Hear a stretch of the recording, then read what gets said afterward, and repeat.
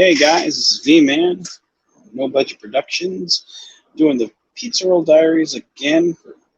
Haven't done it in such a long time. With me today is that way, Frank. How are we doing, Frank? Yeah, Doing good, old buddy. yeah, Haven't yeah, haven't seen you in a while. yeah. It's been a long time since we've done one of these ones, man. I figured doing What? the first one back, who better to do it with than you, man? So, yeah. What have you been up to since we talked last? Many things, many things. I have basically who just messaged me. Oh, that's far more important than me, huh? No, it might be Donna who's not here. Oh, okay. No, it's not. But anyways, well, I've been getting things ready for the shoot in April that we're doing. I've been rebuilding the bridge. We've been helping out with Axonar on and off. Been losing weight because I found out I had diabetes. Actually, I'm down to about 20 pounds. 20 pounds in a month and a half, almost 2 months.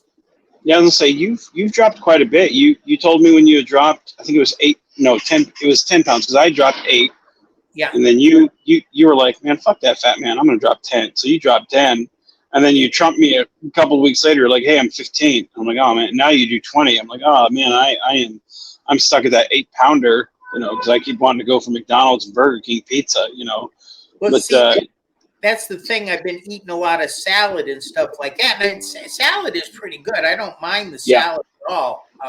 yeah, And I haven't done my usual thing with salads. It used to be like put that leaf down there and then smother it with blue cheese.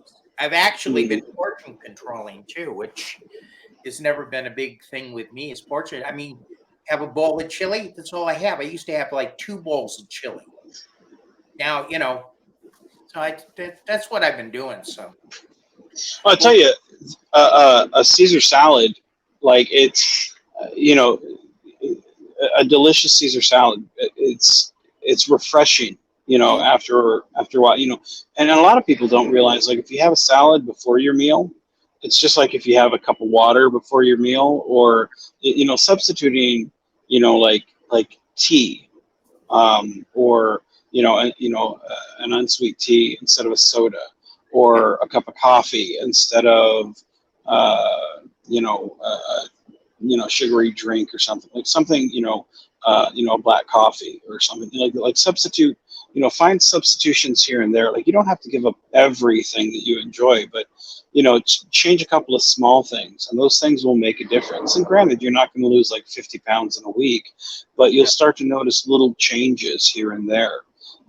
I was diagnosed as kind of hitting that line, and forgive my terminology, I don't know all the little cliques of medical terms, but I was 6.8 on that diabetes test. yeah, I was. Yeah, I finally went over. That's what. Yeah, but Oh, did you? Yeah. So. But through changing my diet, focusing on my health issues, because with as much as I'm at work, I don't really have a lot of time to go to the gym, and I don't have time. Like, I simply don't, because when I'm not here at work, I'm in father mode, doing stuff with my family, doing stuff with Royce. Like, I mean, you know me, man, I'm always on the go. So I don't have time to go hit the gym, as much as I'd love to. I have the treadmill at home, but even there, like, I still don't have a lot of time to just turn it on and go. Like, I'm and go, but just through the, like you said, portion control, and just changing some of the eating habits we have, I was able to get from 6.8 to 6.5. My blood pressure had come down, which those things, a lot of it had to do with stress, again, eating. It's those things where those little things add up, and then after a while you find out that it's not as bad as it could have been, or, the pendulum is, instead of swinging this way, it's starting to come back down this way. And you're like, okay, it's manageable this way, because my ultimate goal is to get off the meds that I'm on for my heart, and for the high blood pressure, for the bipolar. It's like I hope eventually you get off everything and just live a normal life. Because it's so far, it's so easy in today's society to be put on meds for anything. We have meds for headaches, we have meds for anything, and it's like I tell Royce, I'm like, look, you get a headache, drink a cup of water. That's your body's way of telling you, hey, you need to drink more water. And today's society, like, we just reach for that aspirin instead of getting a cup of water. It's our body's way of telling us, hey, drink, eat, like something's wrong. Instead of hiding the pain, masking it, we don't do enough to make sure we're where we should be. And that's I've been trying to get down to, figuring out like where should I be instead of, hey, give me a piece of pizza. you know. Um, but I'm really glad to hear that your health's doing good, man. Yeah. Well, I mean, there's no doubt about it. I mean, I'm only 5'6". Well, you know how tall I am because we finally met. Well, that's the other thing. We finally met in person, We and did. that was a great thing. And we were down at Aries Studios, which was a great place to meet. And we went out to lunch and we played around on the bridge for a little bit. Oh yeah, it was great. I got to meet Royce and your lovely wife. Like Donna said, she didn't care if you came. As long as Royce and Mona were there. No, that was one of the things that was great. To meet Alec, to meet you, to meet Donna. Because again, like since my retirement, like I really haven't. You and I discussed this. I think it was this morning. You and I had a conversation. Hell, we were what? It was maybe an hour, maybe I think, or at least it felt like that. Yeah, Like it I was waiting was. for Jason to come. And by the way, Yeah. that wasn't Jason. That was my old squadron commander at the unit, Civil Air Patrol unit, picking up the van because they had a flying day for cadets up in Asheville. So he was picking up. So we tried for minutes so I could find out how the old squadron is doing. I'm still a member of Civil Air Patrol. I've been meeting in a while. But anyways, go ahead. But no, like you and I were talking this morning about how since I've retired from fan films, like I've kind of kept my kind of hands off from fan films. Like I really don't step too much into the fandom. Like occasionally I'll do, I'll do something with you and Jefferson now. But even then, I think it took maybe a year before you and Jefferson and me had kind of tiptoed back into reviewing fan films. But me seeing you, Alec, and Donna, like that was a nice change of pace because I felt like that was well earned, because I had stepped away, been away for a long time, and then to kind of come back and see you guys, it was really nice to kind of breath of fresh air and see some friends. I felt like it was well earned, for me at least, to see you guys, because it's like, man, it's people who I feel I've known, for a long time, and you feel like you've seen them, but you really haven't. 'Cause I've never met you before, never seen Donna before, but I mean, for a while we were talking like every day. Sometimes, 6 hours out of the day, I'd be talking to you. I'd be talking to you on my way to work, at home, in bed, in the shower. That's for our OnlyFans, by the way. On the pool, yeah. Yeah. Right. But no, finally getting to meet you guys, that was really cool, man. And to be in an environment that I'd never been to before, that I'd always wanted to be, always wanted to visit. That was really cool. Um, And it is a great place. And that's the funny thing about it is it's the strangest places you get to meet your friends and stuff like that. And that was really a unique experience because it had been the first time. And I quipped when I was joking around when I came in because folks, usually Vance is the one who does the first time and everything, but I had already been to Aries Studio at least yep. once before, twice actually before. Yeah, So several times. yeah, first time he was ever there, and I finally beat him at something. Yeah, no, it was one of the, like when you found out, because you were the first person that I told, hey man, I'm headed down there, if Yeah. and you're like, well, dude, when I'm gonna be there, and you made it a priority to make sure, and you fluctuated with me because there was, I know there was a couple days where I told you, I said, hey, we may be heading back a day early or a couple hours early, like Yeah. we. I know my communication now is not as on par as where it once was because it's like I'm kind of spacing now. But you were pretty accommodating to, hey, I'm going to be there. I'm going to make sure I'm there, to make it happen. And it was pretty nice to just drive up and see Alec in the parking lot.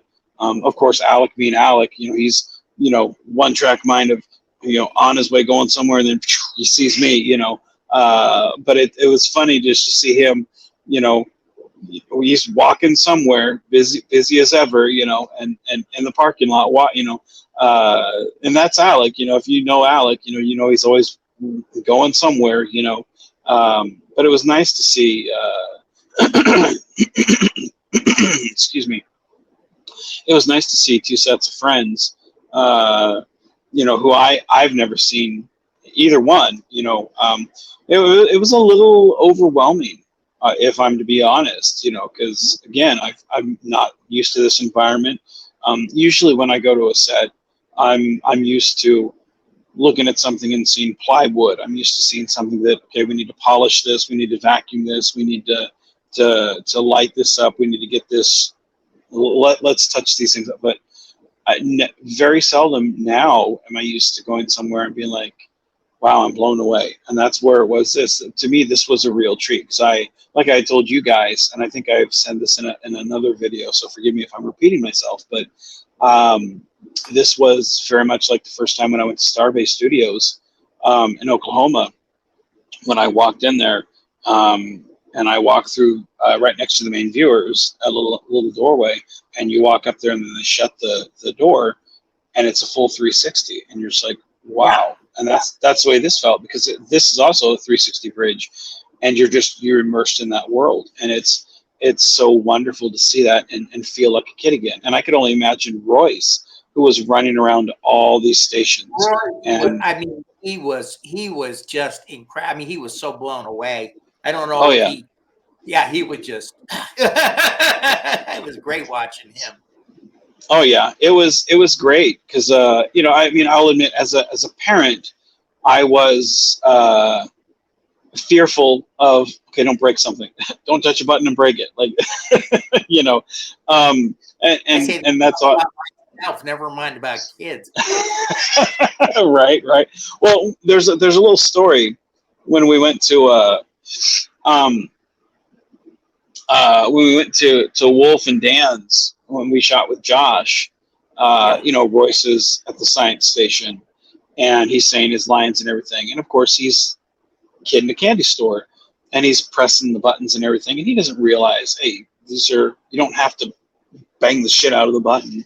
He's just pressing, and buttons are coming off because it's like they're just simply glued on, man. It's you don't have. It's just like no difference in getting a Jolly Rancher and putting it on a piece of cardboard, and that's all it really is. If I'm oversimplifying it, no disrespect to anyone who's made a studio, but if you want to make one, that's go grab some Jolly Ranchers and look out for ants that are trying to attack you. The thing is what people don't understand, and we were having a discussion about that last night when we were with George and when we were with Jefferson doing Cynical Not Critical. It's just that people don't realize the amount of room we have, what we use to put things together, and how it looks on camera. They really don't. Oh yeah. When he was pressing those buttons, like buttons are falling off, and I was like, in my mind, I'm thinking, like, I'm looking over at Dan, and I'm like, I'm so sorry, Dan. He's like, that's fine, I'll get that, but it's fine. Yeah, and of course I'm like, yeah, but like if 5 more buttons pop off, you're gonna be like, look, fat man, if you do this again, I'm gonna make you stack baseballs on a windy day. Don't you make him do that again, But it was so as I'm there at Alex, I'm sitting there going, don't break shit. Oh my God, But it was great to see him. seeing his eyes light up at seeing the bridge and living that, because he's been to Wolf and Dan's, but he didn't really grasp the full concept of what he was immersing himself into. Because again, 3/4 of the bridge is there, but then you've got the brick wall, with the glass windows. It's a set. When you go to Alex's bridge, it's you're fully immersed, and you're like, wow, it really is truly the land of make believe, and that it's a little different of an experience. And it's funny because the other day, and I had one of those proud papa moments. He was like, "Dad," I said, "Yeah, what's up, son?" He was like, "Can you turn on Star Trek for me?" And I was just like, "Yes, I have succeeded in life." Everything else, I could solve world hunger, and I wouldn't be as proud as I am right now. Right. You're Star Trek. Yeah, I was so happy. He was of course talking Lower Decks because he loves watching Lower Decks. Because that's his go-to Star Trek. For Christmas, I got him a little badgie, a little stuffed animal badgie. Oh, that's right. Yeah, little badgie. Yeah. I remember that now. Yeah. Oh yeah, he still has it, plays with it. But his go-to, and he's been watching with his mom. He's been watching Doctor Who. So, and at first he was like, I don't like watching this, it's because it's real life, and he's more into cartoons like DuckTales, and but he's getting into Star Trek, and he's getting into Doctor Who, and he's getting more into the sci-fi, His mind's beginning to imagine more and see that, Yeah. But it's pretty, it's good to be in those, it's good to live vicariously through him and go, man, I can't wait to see where sci-fi takes you, But so one thing I wanted to take you down memory lane for a moment. So this is something I'm going to play for you, and this is for our fans. It's about 4 minutes long, but it's one of my favorite scenes, and I'm going to play this, and then when it's done, you and I can discuss it. And so here we go.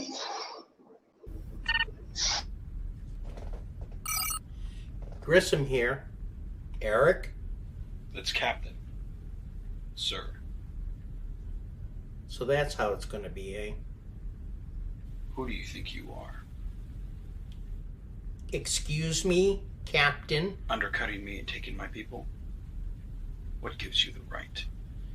If you want to keep those stripes, I'd change your tone real fast, mister. You think rank matters to me? You go ahead. Take them. Where is this coming from, Eric? Every time I do something good for myself, you get in my way.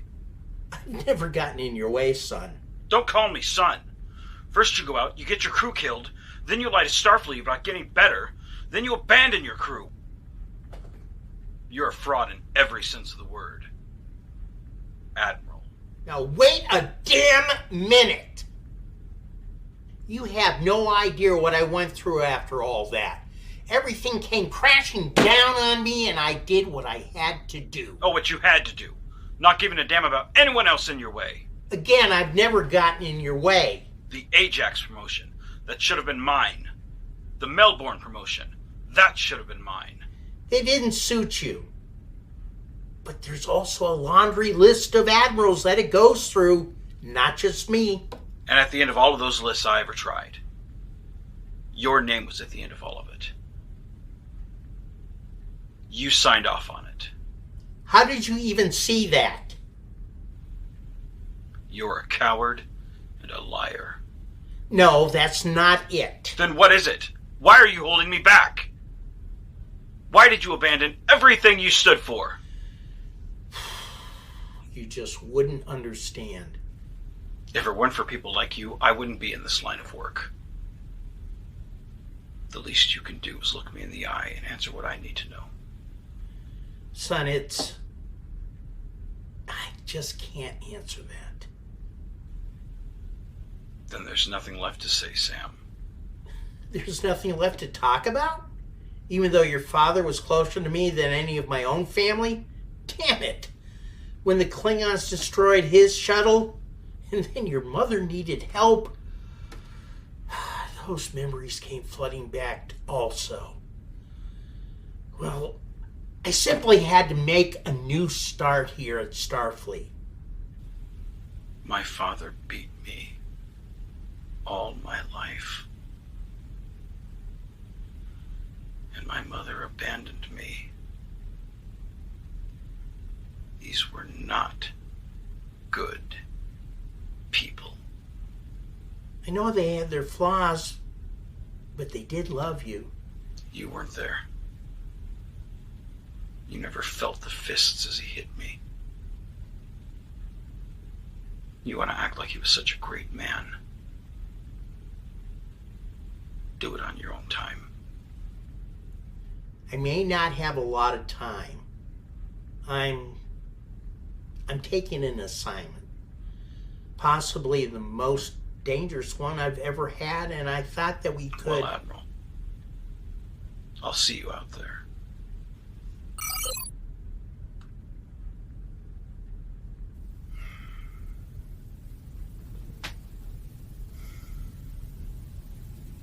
Okay, Sam. You're still in my crew. I think it's time I look into Project Gemini.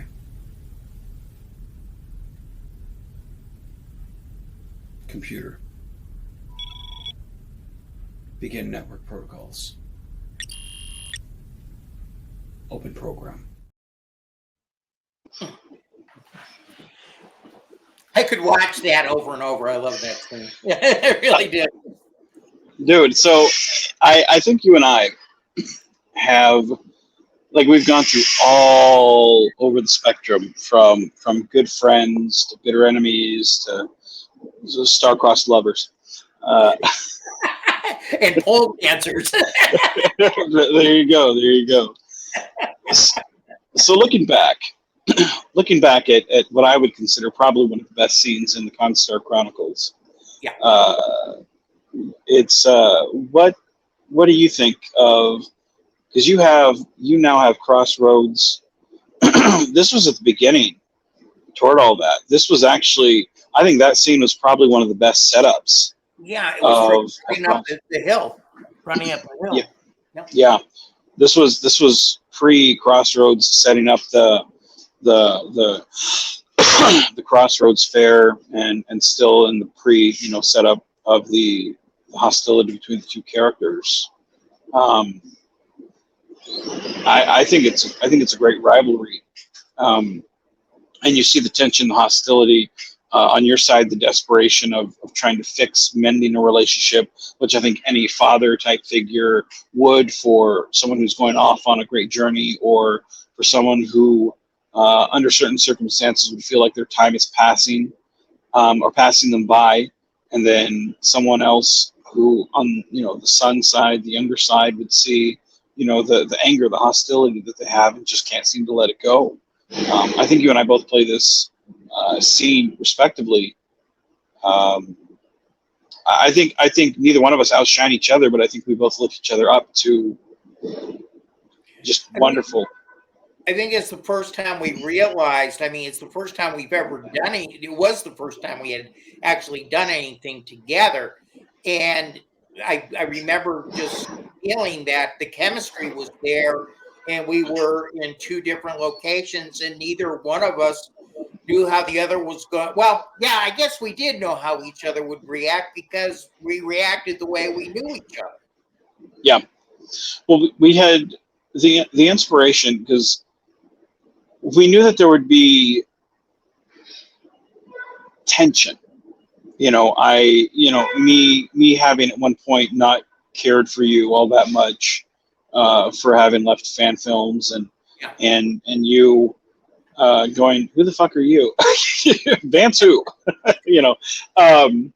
And we knew early on, okay, this is where we want there to be tension between these two characters. Just how are we going to display this? And once you and I hammered out, hey, this is how it can go, and then adding the father-son dynamic, and then the baggage and the history, and then, hey, let's add this other level, and then this other level, and then this other level. It really gave that you son of a bitch, vibe to it. And I love, because the more your open-handedness, the more I'm closed fist. And it's such a wonderful, relatable scene. And like, I pride myself on writing relatable scenes for characters, especially based on people I know. But at this point, like, I really didn't know you all that well. I knew you some, and we were getting to know each other. But I mean, like, right now, if I were to say, hey, I'm gonna write a scene for Donna, I know Donna pretty well. I can write a pretty, here you go, Donna. Same thing with you. I was gonna say, you've done good. I mean, in You Are Recalled, that scene between Donna and I, where I'll be your thorn anytime. Yeah. Well, it's the same thing. Like, you the way you try to crack up joke, like, it's the same thing in Some of Us Stand on Our Own Together. That's honestly my favorite. If I were to say, name your favorite Grissom scene, I would say Some of Us Stand on Our Own Together. When you tell the joke about the Adam and Eve. Yeah. I love that, because to me, it's one of the dumbest scenes in all of fan films, but it's such a, I don't know if it's such a Grissom, but it's such a frank moment, like, and I love it. And to me, when I called, like, I remember calling you about that.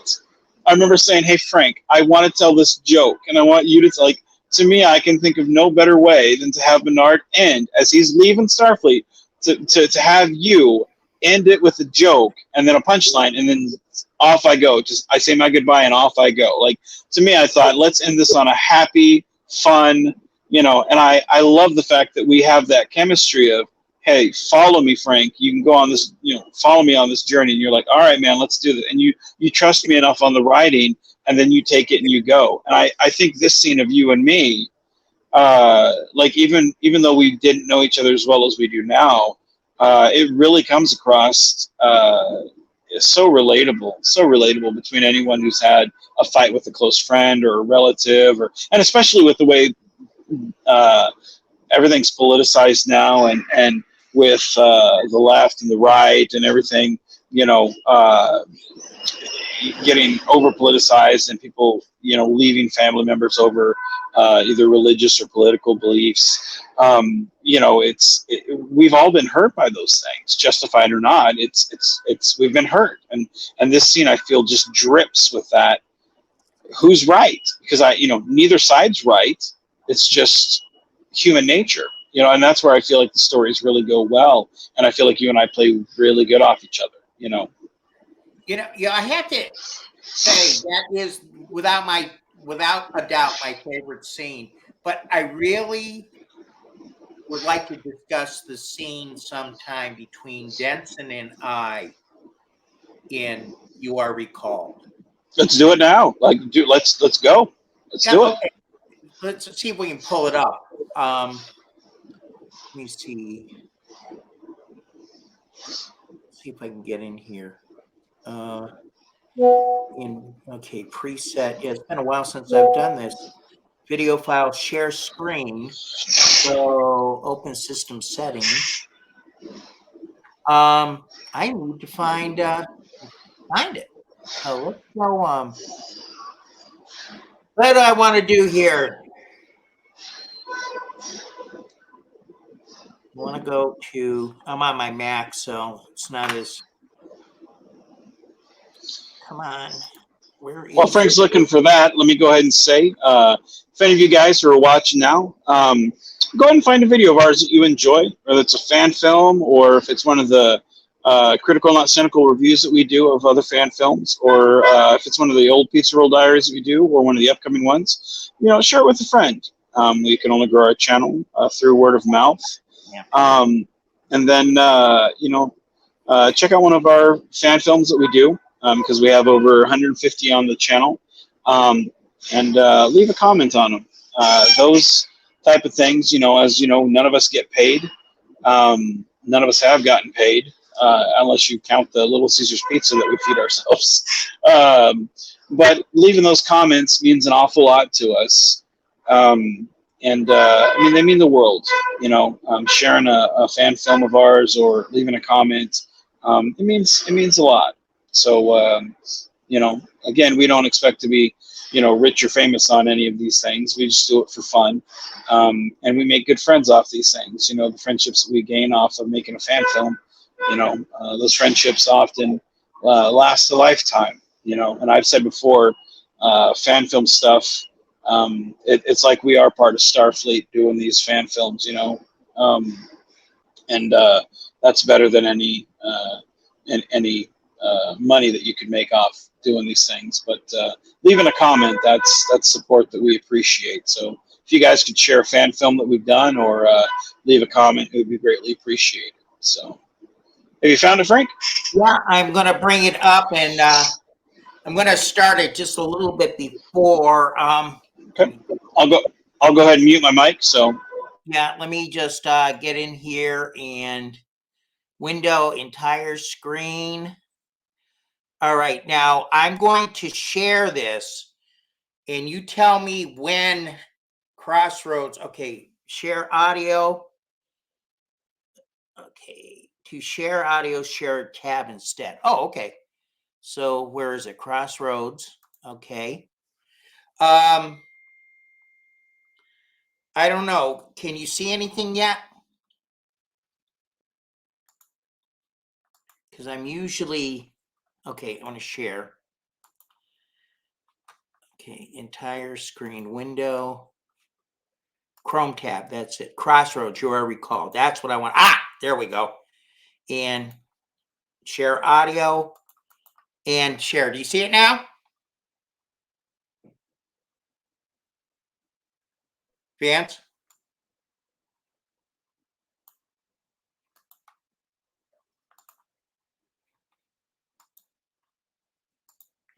unmute it.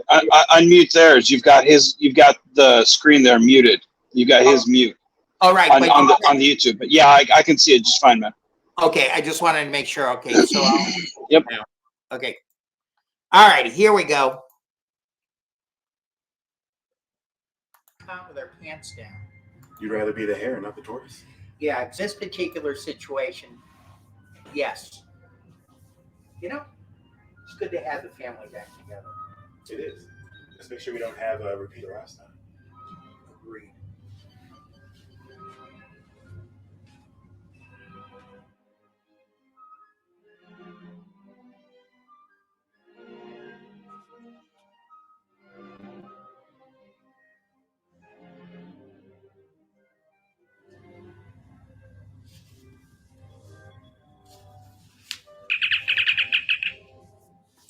Sorry to bother you, Captain, but you have an urgent communication from Vice President Stephen Denson.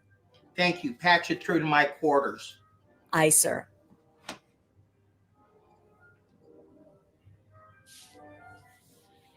Hi, Sam. Stephen, you old cuss, how you doing today? I was about to say the same thing to you. And still more hair than me. With that hair so stunning, you should still be in a shampoo commercial. A lie that I can live with. So what can I do for you, my friend? I understand somebody was supposed to call me from high up to give me some odd orders. Sam, listen, I've never been good at harping. It's just not my thing. But this Romulan situation, it's got people nervous. Honestly, I've always been nervous around. I can relate to that one. Sorry, Sam. After the attack on Mars, we just don't have the manpower to help them out. I don't see how one relates to the other. Mars was a huge resource. But not huge enough that we risk annihilation of an entire species, right? At this point, it's up to the people. The people are scared of the Romulans, and they're scared of the Senates. And it's up to us to make them feel at ease. So you want me to ease tensions with the Romulans? How do we help them? I'm not saying we can help. I just want somebody's unbiased opinion of the situation. Okay, so what are you not telling me? Sam, it would be helpful if you were of the opinion that we could not help the Romulans at this stage, given the situation at hand. You know, to me, this sounds like a cover-up. No. It's crowd control with Federation population. You understand. So you think my history with the Romulans, I'm just going to go blindly along with this? I think at the end of the day, you're Sam Grissom. You know who the Romulans are, and I'm putting the right man into this job. If at the end of the day you decide we help, then we certainly will. But I don't think you will, and I'm willing to bet on that. I know you better than you think I That sounds like manipulation. do. That's a friend knowing how another friend thinks and letting him do what he does best.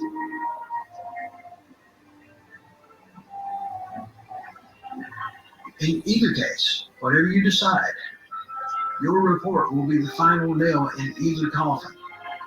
Help or not, it'll be in your hands. There's an out.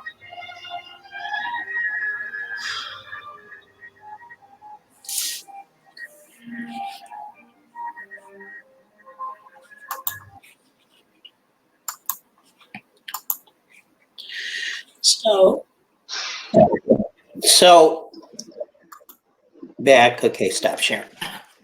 All righty. Are you back? Can you hear me? Yeah, I'm here. I'm here. So the reason I like this scene is because Randy and I had that same chemistry. Of course, the chemistry comes from him and I working together before in Dreadnought. But it's a side of Grissom that I like to see. And that is the side of Grissom being put in a spot that challenges his morals and doesn't put him in that I'm riding in on the cavalry wagon and I'm going to save the day. But I'm being put in a position where I have to really solve for it and figure out what the hell is going on. Right. Well, one of the things that I like to do when I write, I like to there's always symbology, symbolism when I write, and you and Gary or not Gary, you and Randy are pretty close, I think. You left Dreadnought Dominion, left Fan Films, and then you came back. And the films, I could have had anybody be the admiral. I could have, or not admiral, been the vice president. I could have been, it could have been Roy for Vanden Boss, or I could have had Greg as, Donovan Mitchell. I could have, anyone from the Constar. I could have just had step up but more importantly, it's like I looked at your life and I was like, in an earlier film, I had Gary as the president because he was the grandfather of Idrel. And I was like, this almost makes too much sense. Have Gary's vice president be Denson and have this connection with Grissom. This almost was predestined, and I like that because it allows for the symbolism of you and him in real life to bleed over into the fan film. So then it makes the fan film a lot more believable, and it sells it a lot better than just two random actors. Which again, I'm all for two random actors coming together if they're good. But to me, two friends coming together to make a good film is a lot more genuine and heartfelt, and I buy it more. And I've always loved Randy's acting, and I love the detail that Randy puts into things, and I know you do. Like that fucking bow tie that he has, like you see it and you're like, what the hell is that? As soon as I saw that, he's like, hey, I hope you don't mind that I did that. I was like, no, why would I mind? Like I love it because it's like nobody else in their right mind would have been like, hey, can I use a bow tie? You know, I mean, unless you're Matt Smith, you know, from Doctor Who. Right, exactly. No, Randy But is good for things like that.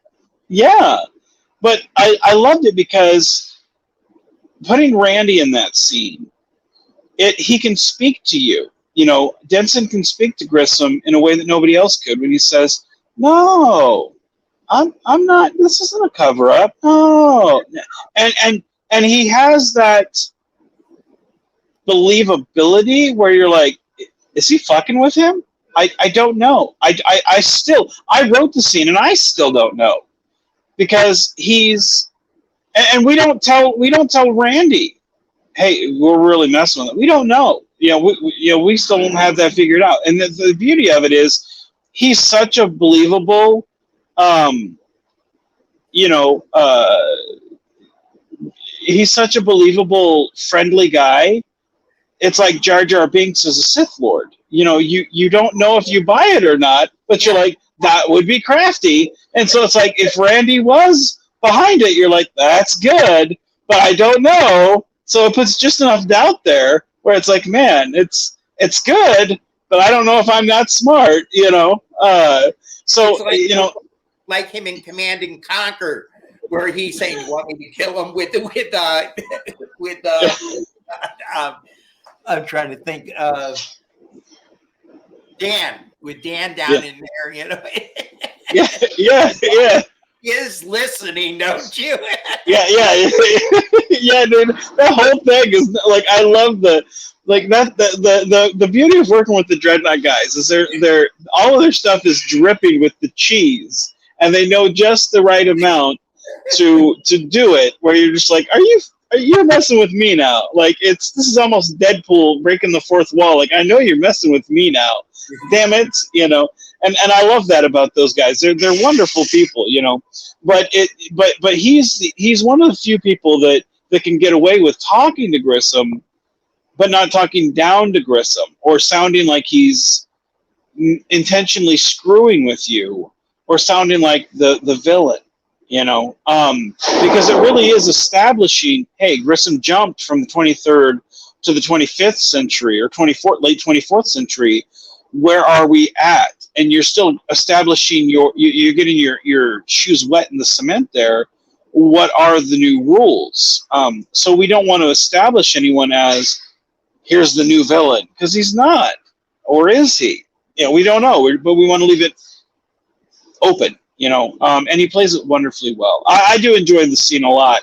I think the whole film is great. As wonderful as Rebirth was, I find that film, to me, I think that is a more personal film because you see we start off in the Star Trek 2 era or the Star Trek 5 era. You're in the Star Trek 5 jacket, which is my personal favorite. You know, I think, but you're crossing over. You know, but you end in the Picard flashback uniform. But everyone is. They're getting there, but they're not there yet. They're about to change, but they're not there yet. They're adjusting, and I love that period of adjustment. It's great, you know. So when Bedford comes in and he looks and he says, "I hope they don't run out of energy with all these new uniforms." Yeah, and again, putting in those comments of real life stuff, it's like.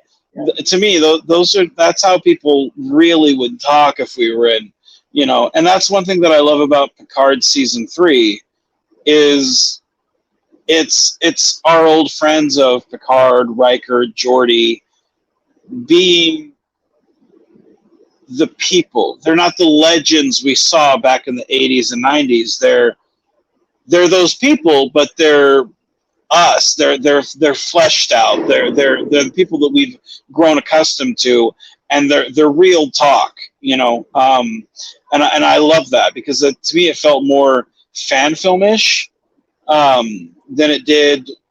You know, to me it felt more like what we do rather than looking back at Next Generation.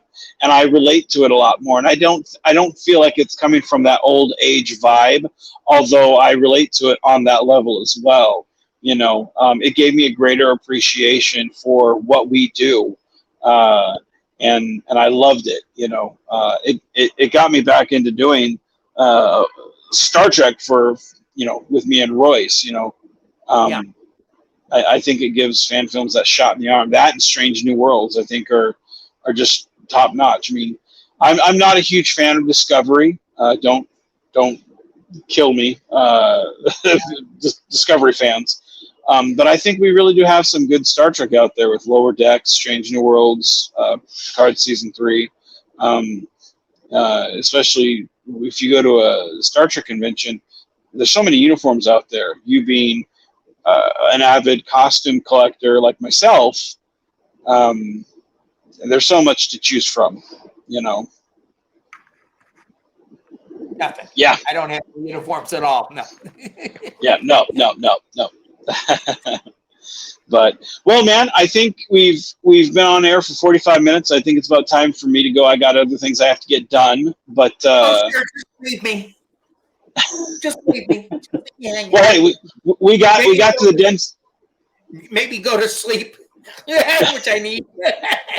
Well, we got to the Denson part, which is the only reason I wanted to talk to you. Talk about Denson, and that was it. But we got to do this again, man, because I enjoy talking with you, especially about films. And I mean, man, we do not talk enough. And speaking of real talk, we do not talk enough about our passions that made us who we are. Some people out there have called you and I legends in the fan film. And I used to shy. You're a legend. I'm not a legend by any means. I disagree, because I think people like you, I think people like Joseph Pita, I think people like George Kyan, I think people like Josh Irwin, Gary Davis, Michael King. I would agree with those being legends. I'm coming back in. I think we all fall under that. I mean, we've kept the dream alive, and I think we all. And that's a title that I used to shy away from and go, no. But I think we all. I mean, we've gone through some hard times, and I think we all. I think it's something that we can. I think we can take it now with a bow and a bit of grace.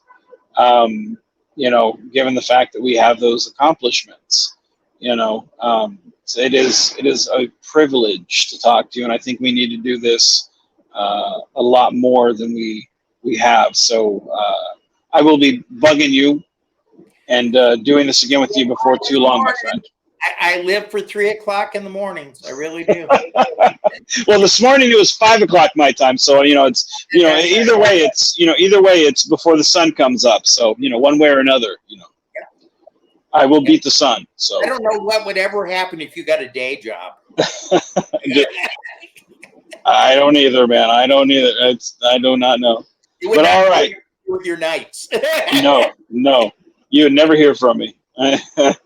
So, all right. On that note, Frank, I want to thank you for BSing with me and talking our passions.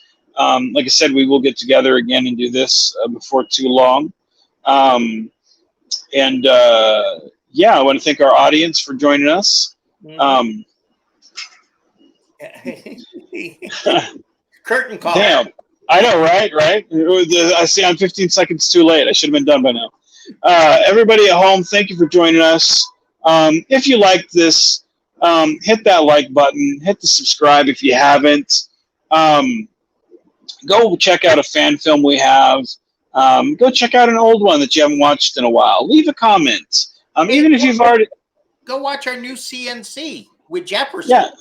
Yeah, go watch that. Go watch something on the channel that you haven't watched. Go watch something that you have watched, a long time ago that you need to refresh yourself on it. We've got a lot of content here. Just go check something out. Leave a comment. Either way, leave a comment on something. Let us know what you think of it. Let us know how we can improve. Just as content creators, filmmakers, just let us know. We'd love to hear from you. And even if we don't get back to you right away, we'll always try to get back to you. And I you say that word sparingly, try. Can't always do it, but yeah. But we'd love to hear from you. But Frank, thank you for joining me. Everyone at home, thank you for joining us. And on that note, be genuine, be safe, and keep on geeking on, guys.